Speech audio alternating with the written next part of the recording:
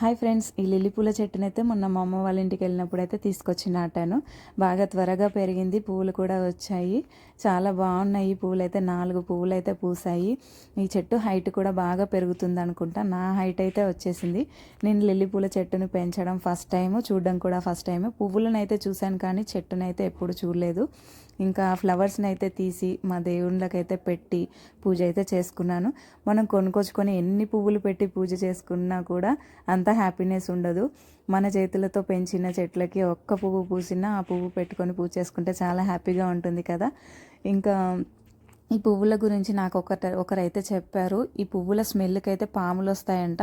నిజంగానే పాములు వస్తాయా? కానీ స్మెల్ అయితే చాలా బాగుంటాయి నిజంగా ఈ లిల్లీ పువ్వులు అయితే. ఈ పువ్వుల వాసనకి నిజంగానే పాములు వస్తాయేమో నాకైతే తెలియదు. మీకు తెలిస్తే కనుక కామెంట్ చేయండి. ఈ చెట్టునైతే తీసేస్తాను. వీడియో నచ్చితే లైక్ చేయండి. మరో వీడియో